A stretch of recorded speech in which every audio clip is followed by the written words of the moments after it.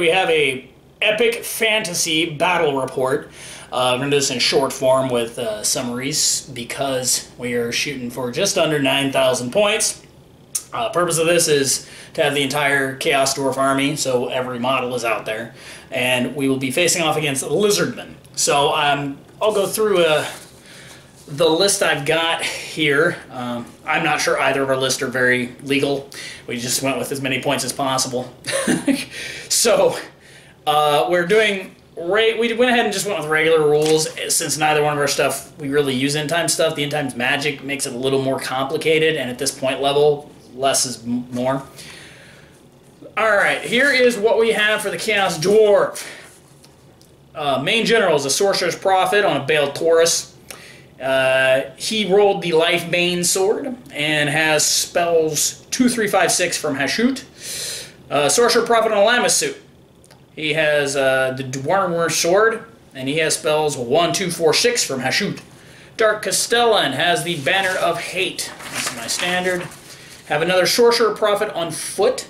He has a sword that gives him Eternal Hatred and spells 2, 3, 4, 6. He'll be with the unit of Iron Sworn. 3 Damon Smith Sorcerers. One has, they all have lower metal. One has Glittering Rome and the Transmutation to Lead. Another one has Blades of Iban and, I can't remember. Oh, Transmutation. And the last one has Glittering Robe and the Rust Spell. Bull Centaur Tarok. He's got his typical striking and crown. Alright, onward. Hobgoblin Khan. Woo, best guy in the game. He has the terrifying mask. 2 units of Goblin Cutthroats. Everybody has full commands because, again, we're just maxing points. So everybody's got full commands of everything. 2 units of Cutthroats with bows, of course. 2 units of Infernal Guard with Fire Glaives. Unit of Infernal Guard with Blunderbusses. That's a big one. We're going to go over. I'll show them all in a second. Unit of Bull Centaur Rinders. I give them all the dual hand weapons. Iron Sworn. Ooh. Got a unit of those guys. 2 Magma Cannons. Everything is Hellbound. Deathstreaker Rocket. The Iron Demon War Engine and a Skullcracker. So one of each kind. Unit of Kadai Fireborn. Chaos Siege Giant with Runes of Hate. Because, of course, he's the Chaos Dwarf. He hates everybody. Dreadquake Mortar with the Ogre as well. Hell Cannon, unit of Wolf Riders, and a Kadai Destroyer. And last but not least, the Magma Dragon. Alright, so I will take you over and show you the board and how we have everything set up so far. By that, I mean... Alright, here's our board set up thus far. That's just a regular building, regular fences, regular walls, a mysterious forest, arcane ruins, typical skulls, and a, what was that, a earthquake mire or something? Earthblood mire over there. So, since this is an insanely pointed game, I just set up, there is a Lord Croak out here so far. I just set up everything because it doesn't, at this point level, it's not like I can strategically place it. I only have so much room to put everything in. The Lizardmen have more units, so they're going to be using reserves, so they'll be coming on later. That's just some extra reservists there, little cheerleaders. All right, you can see they have not scouted yet, but there's the Wolves, the Kadai Destroyer, the glorious Skullcracker, shining with beautiful blood. Lamassu. There's no rider in Lamassu because I only have 1 rider, because in any normal game I wouldn't be taking 2 Sorcerer Prophets at the same time. And you can see the Hobgoblins there with their bows. Next to them, a unit of Fire Glaives. And that's the battle standard, of course. There's the Dreadquake. Sorcerer Prophet hiding back there. Some more Hobgoblins. The Siege Giant. There's our main lord on his Bale Taurus. Magma Cannon, Death Shrieker, another Sorcerer Prophet, another one back there. They're all back there to give their rerolls for the shooting. There's our Blunderbuss guys. Got them.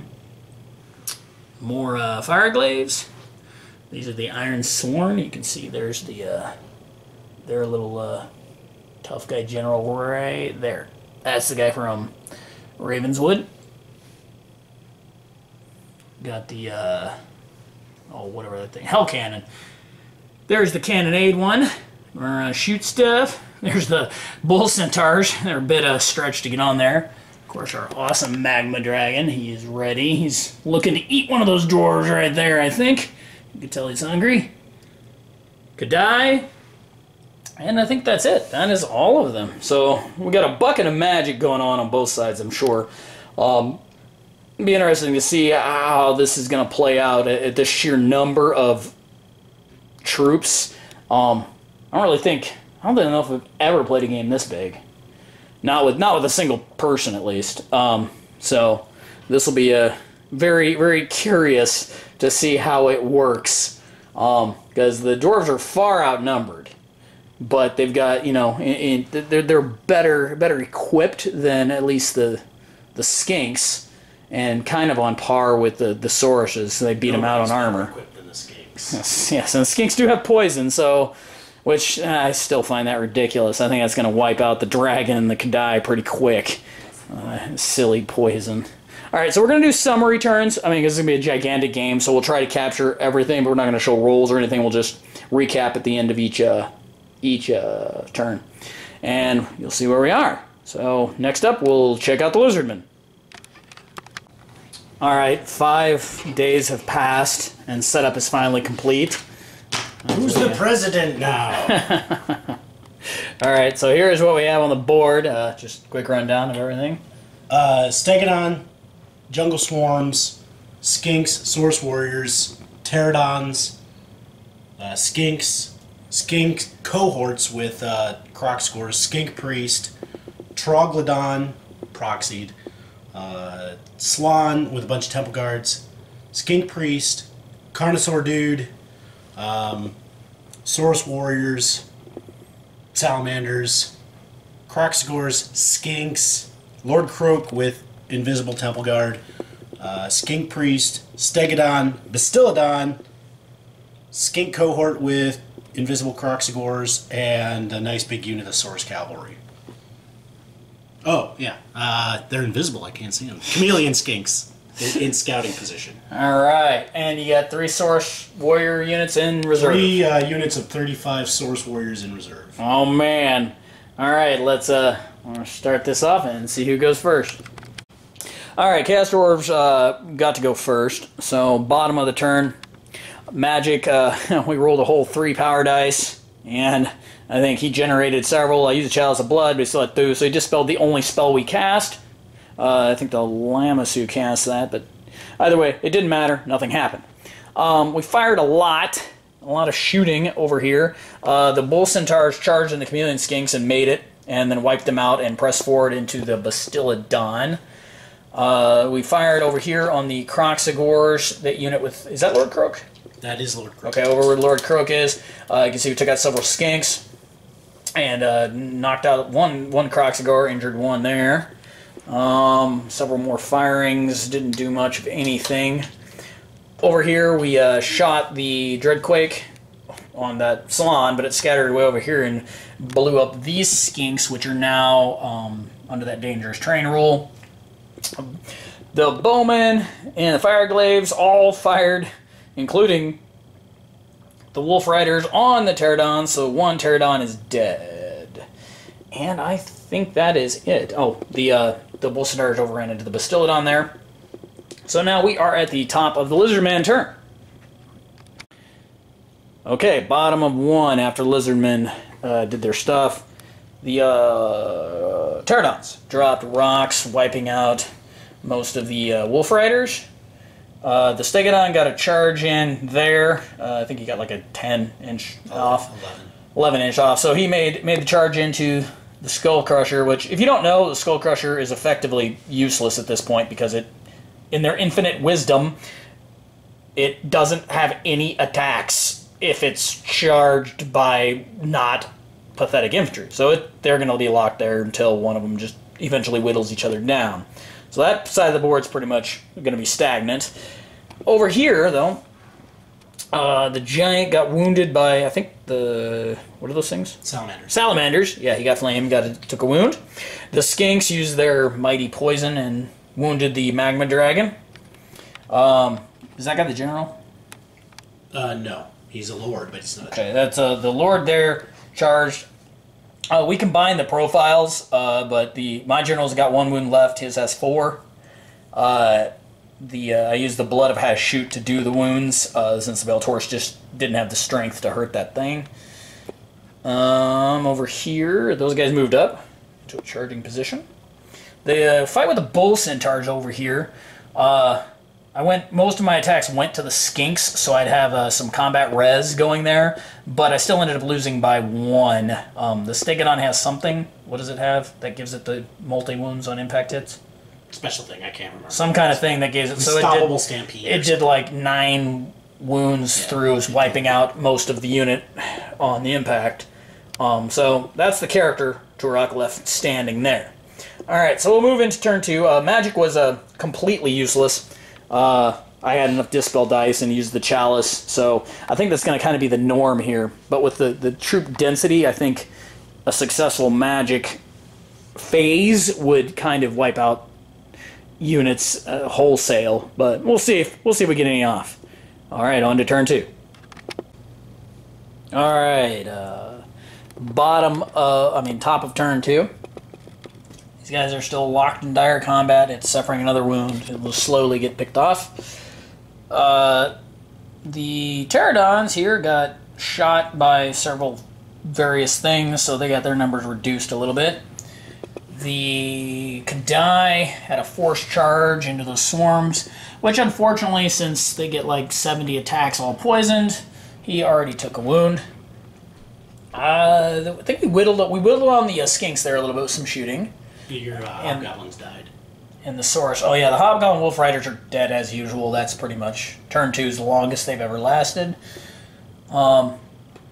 These guys got hit by something, one of the war machines, so they lost a few, the Saurus Warriors. Over here, the Lamassu used his breath weapon and knocked out some guys there, as well as they got hit by one of the magma cannons. The Chaos Dwarf General is completely dead. He died immediately. Not really sure how he's supposed to function in any role for combat, because he was just so far outmatched by that guy. And interestingly enough, the Saurus guy on the Old Blood is cheaper than the Chaos Dwarf on a Bull Centaur. But I mean, he flies, but then again, he got a coward, and he's supposed to be a dwarf. He should be angry and fight in combat. These guys did not shoot yet, still in range. They shot at the Skinks there. Giant got into combat there. You can see those are his wound counters. He did not do so well. They made, he did the one where you get an initiative test, but they made their initiative test, so he did absolutely nothing. The last Bull Turok character over there, he got killed, as could be expected. Now, the Steam Cannonade did a good job on the Saurus Cavalry over there. Everybody's kind of positioned, waiting for the next attack. The Dragon, I went into combat with Lord Croak, but the whole unit has a 3-up ward save, so he had a hard time hurting anyone. But they still auto-wound him on 6s, and with that many attacks, they got him off a little bit weakened there. I think, and this is a Troglodyte, right? That's the Troglodyte. This guy's a Troglodyte. He's doing stuff. Yeah, so we're going to move on to turn 2. Magic was a complete nothing. The only spell I was going to cast, he used a Dispel Scroll, but still had like 6 Dispel dice, so not really sure Magic can even function at this point level unless we house rule something. But it's fun for an experiment. On to bottom of 2.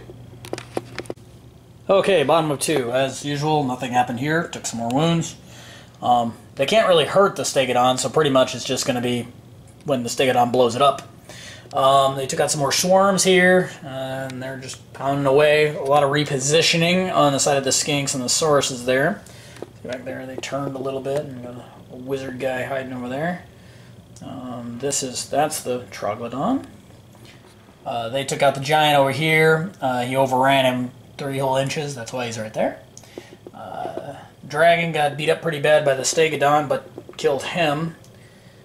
And they took out the Kadai on the charge, leaving only the, I'm guessing that's a Saurus Old Blood on a cold one? Saurus Old Blood on a cold one by himself.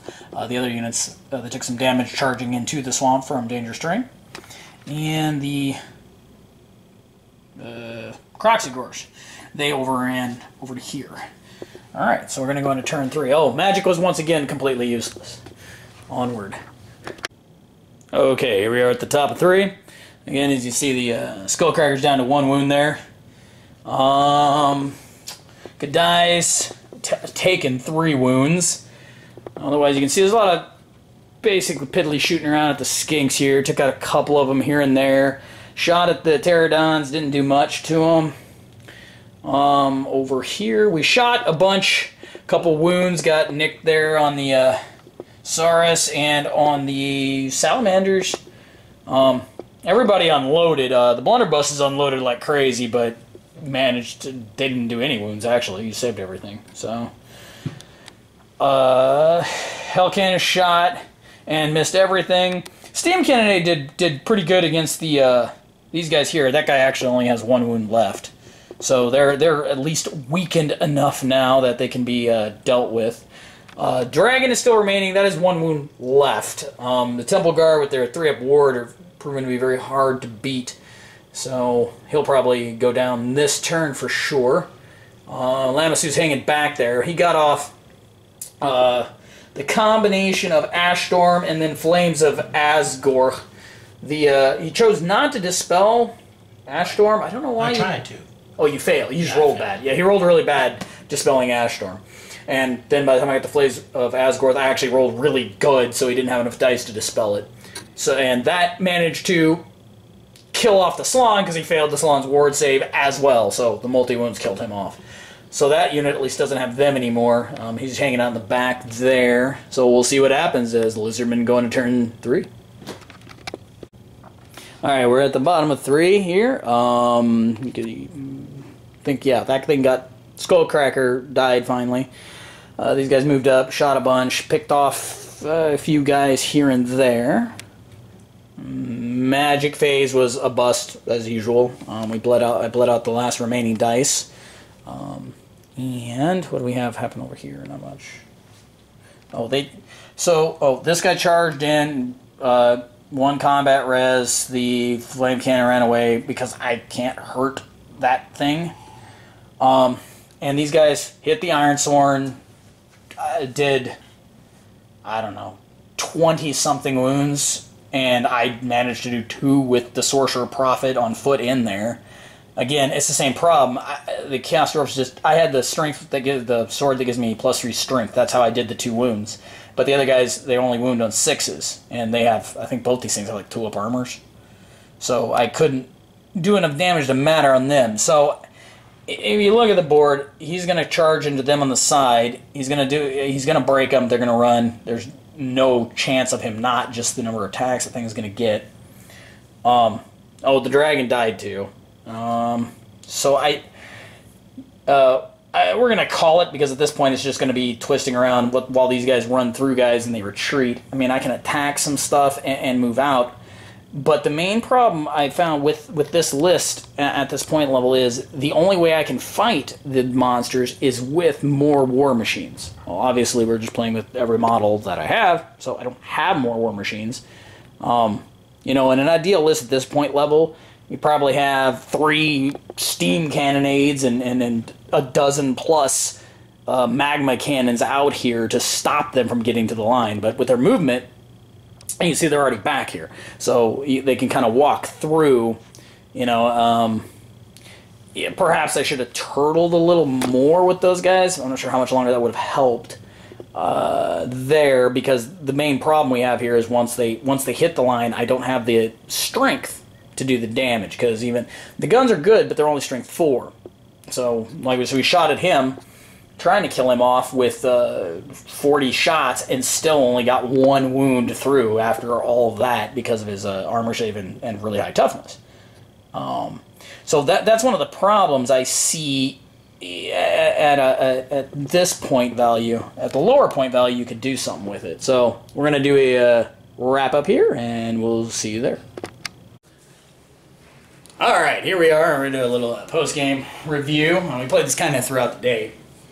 Here, I think one of the problems, once you get to we like our bigger games, and we usually play around 4,000, which I think at 4,000 you've got enough points to play with the cooler toys and more of the chrome, but not so much that it becomes ridiculous. You know, if you think about looking at like a 9,000 point Skaven army, it'd be, well, of course, once one unit broke, the whole army might break, and it'd just be a bunch of rolling and breaking rats everywhere. And that was one of the things here. If you didn't notice, I guess I didn't explain this too. He had, in that turn, he also brought on 3 more units of Saurus Warriors, 30-something strong? 35 strong. So, at this point, he's pulling on more reserves, and I already had everything on the board I had. So even where we were without his reserves, I was questioning being able to beat it. Now, in this next turn, if I could have got off another one where I sniped out Croak and got lucky and he failed to save, that would have helped there, but that's not going to take care of the dinosaurs. I only have so many times I can cast that type of spell or the sniper thing from the rocket, which I did try that in the first couple turns, and it scattered into nowhere.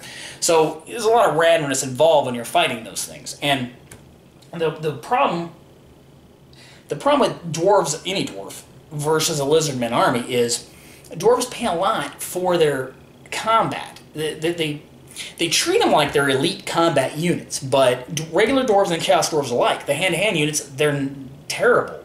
I mean, they are weapon skill 4, but they only get 1 attack, at strength 4, which is great if I'm fighting zombies or Skaven. But against lizardmen who come in with 2 attacks and the bonus attack, right, on their 6s. So they're coming in and hitting my unit doing at minimum double, if not 3 times the amount of attacks that I can dish out. So once you get in a close combat game with lizardmen, you're done. Unless, in the other games we've played, where what happens is I just form a line around them and shoot everything I have and basically pray I land enough hits on his big guys that I kill off the big dinosaur, usually the Lord or a Croak, or well, not Croak, Slan, and gimp him enough in the turns 1 and 2 before he can get to my line. Or if he breaks that line, then it's pretty much over because with the dinosaur, because they can run through. Now, like the pterodons, they're annoying, but I can deal with them because I have stuff that can actually hurt them because they're only tough 3 or something. Something like that. Yeah, they're not very strong, so you can kind of pick them off. They're frustrating, like most flyers are with war machines. But the problem is in something like this, when in a normal game, I would have had less targets. So in this, I had, 2, 3, 4... There's like 4... You had 5, like, dinosaurs. Yeah, 5 really big, badass dinosaurs that I have a problem hurting anyway because their toughnesses are like 6 and 7. And specifically that, the dude on the big dinosaur, what's he called? Super badass lord. Carnosaur? Carnosaur. The Carnosaur. So that thing hits, and it's doing like 12 attacks with the guy on top of it. And they're also hitting with super high strength, so they're wounding and either ignoring my armor or I'm all the way up to a 6+, so I barely make the saves. So when the time comes to strike back, I'm only wounding on 6s, only hitting on 4s, so there's almost no chance of doing it. Plus dwarves can't, you're not going to see a dwarf army where you've got 6, 7 ranks. It's they can't do that. Expensive. Yeah, like a Skaven tactic. He could do that. He could run the thing into a Skaven line, but the Skaven are still going to outnumber him and have 4 ranks on him, so they're going to be able to beat him. And I think that's where the problem I've always had with all kinds of dwarf armies is they don't have the quality of troops to back up the small units. And I think one of the fatal flaws of the game in general is just that numbers matter. Like, as long as you can put out more buckets of dice, you will win. And hence the skink lines, the skink skirmishing lines. Now, my other bitch is skinks and the poison. I have a problem with that. I have a problem with poisoning on my cannonades and the skullcracker, and the Kadai I can almost forgive it on, but that's also why the Magma Dragon charged in, because the skinks had already done a wound on him. There was a small chameleon skink unit out there that already had a wound done on him because of the auto wounding stuff. Yeah, interesting. We used the dragon, so it's a colossal beast. It's got some of the special extra rules, and it's fine. I could see something like that being real. I mean, that would be really nasty, I think, in a 4,000 point game. I think yes, and I also think just in general, you made the fatal flaw of you played my game. I got you in close combat. And that's where I want you. I want to fight you in close combat, especially with some of my more elite units like Temple Guards when they have a Slann with them or Lord Croak with them. Right.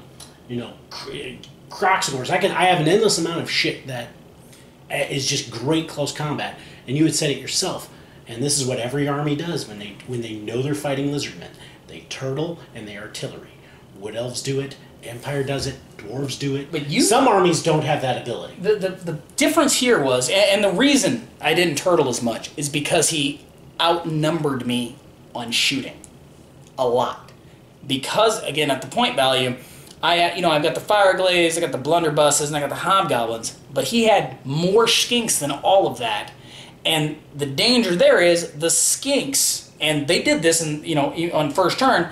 The skinks were taking out my big monsters. So they didn't take it out. They did one wound to it. Right, but I can't risk that, right? So I've got to get them in combat. And they don't have a lot of range. I mean, the problem with Chaos Dwarves versus Elves or something like that is their range is very short. Your Fireglaves, you only got 18-inch range max. So, and the Blunderbusses are only 12. So I have to move up a bit to be able to get in range of them. And that's one of the problems too. The Lizardmen have the move on them. They have the speed. Again, it's the sheer amount of super badass dudes you could have on the board. And that's going to happen. I mean, Lizardmen are already... I'll be the first person to admit, Lizardmen are a little broken. That's not why I took the army. I took it because of big dinosaurs and reptile people. It's a very cool looking army. Yeah, I would never argue that's why I took it. But it is a somewhat broken... not list, but it is somewhat of a broken army. I mean, that's why all those tournament people freaking play. Yeah, and I mean, if you go down to tournament level, then it kind of gimps the list enough, and some of the requirements, you'll see a very different Lizardman list. I think one of the problems is Chaos Dwarves are a very one-dimensional army against certain armies. So I can make different lists, as I've talked about before, against other people. However, against Lizardmen, I only have one that works. I have to do the gun line. I can't take stuff... I tried Iron Sworn, which I'd never used before. I mean, they're so expensive. They're so expensive. I had the unit of Iron Sworn with the Sorcerer Prophet, which is nearly 900 points. And the Bastillodon and the guy on the Carnosaur, I mean, they took it out in one turn, and I managed to pull off 2 wounds only because the Sorcerer Prophet was there. You have to. And I'd love to hear your comments if you have another way to, but you have to gun line against Lizardmen. You have to. There's no other... And like them, like with the Iron Sworn, you're paying a lot for the ensorcelled weapons. So they have magic weapons. Well, that's really fancy if I'm fighting an ethereal army. Mm-hmm. And I like that Forge World went through the effort to make the army very fluffy, but I think as a... fallout of that, you end up with crap that doesn't make any sense, like towing your war machines. I mean, how often does that happen? The 5-up save against flammable stuff. The 5-up which is kind of cool. I mean, if I'm using fire magic. Right, it makes sense, but how many people have you ever played against that use fire magic on Chaos Dwarves? No one's going to do that because they're Chaos Dwarves. Everyone's going to take a different lore or something else. And like all the attacks that hurt flammable stuff, sure, the Ash thing is great, but it's still kind of funny, like, well, if I don't do Ash, then... And that generally doesn't matter, because you cast it on a unit, all the units are single wounds, so them being flammable, it's kind of irrelevant. Great in concept. I think it makes them over-pointed in the long run of things. So I think we're going to try, the next game, we're going to try we'll try to do the 9th Age rules, I think. Once I come out with the Chaos Dwarf thing, I read that it was in work, so that will be cool. We can try that. We got some other guys, too, to play it. So we're going to try, see how that works. I mean, it looks, from everything I've read so far, it looks like a pretty solid variation or progress from 8th with better rules clarity in some spots, which is really nice. Definitely better than Age of Sigmar. Already. Like, I haven't even read it, and I can tell you it's better than Age of Sigmar. Yeah. I'm looking at you, Games Workshop. Right? Come on, guys. Let's go back and fix that. Horrible mistake. So it's fun to try this. It is. I think it's kind of fun. In all honesty, this took a long time to set up, but not much longer to play than a regular game. Yeah. Because after the first turn, you've only got so many things that can do stuff and so much room to maneuver. And sure, yeah, it is pretty much just pushing things forward. But I mean, one of the things with the maneuver and this level, what he did was kind of space out his guys so he could do an effective pincer. Now, outnumbering me allowed him to do that a lot easier, but you still have, there's a lot of strategy to your movement in this, unless you're dwarves that move 3, which is really makes it hard to do any kind of maneuvers. So first I started pushing them out there like 8 inches, like, oh wait, no, they don't move this far, so I pulled them all back. But yeah, it was cool. It's neat, and that's the whole army in play there, so there you go. You know, if you guys ever want to show off your whole armies, you should try it. I think it's entertaining. And I gotta say again, Frontline did an amazing job with yes, the paint. They look amazing. I wanted to give him extra combat resolution just because they looked so badass. He didn't. No, I didn't. But everything. I mean, the mat and all the paint jobs just fantastic. Yeah, I think the mats. If you guys haven't used these mats, they're really cool. They really are. I mean, for fantasy especially, where terrain doesn't really matter, it's so nice to push your trays around on them. They just slide really easily. That to me is really cool. Plus, it looks way better than the green felt piece of crap we usually use. It just looks dumb. Yeah, and the paint job is fantastic. It makes it much more fun playing it. You've watched it. You can see the difference. And he painted actually his lizard. I know he's getting some other stuff done, but he's worked on those for the past decade plus. Yeah. 15 years. Slowly but surely. Eventually. Maybe when I retire, I'll be able to get them done. But it's it's cool. I mean, it's fun to have a fully painted army to actually play with and do that kind of stuff. Now, if I ever actually went out anywhere ever to play, it'd be great. No, don't do that. Like we said, Frontline has their fantasy tournament first weekend of February. So that's the last fantasy tournament I know of. I think everybody's going to go jump. They're going to jump to something else. I hope they go with something more like the Ninth Age rather than going to another company. Unless, of course, those companies are going to give them some really cool tournament support. That would be neat. But if you guys can, I would go there and try to make it out to that event. I think it'll be fun. I won't be there as usual because nobody ever checks my schedule before scheduling anything. How dare they? All right. So anyway, that's cool. Give a shout out to Frontline. Hope you like this. We'll be doing some more 40K stuff, and then we'll kick on that Ninth Age and see how that goes. See you next time here at Gaming Mayhem. Cheers.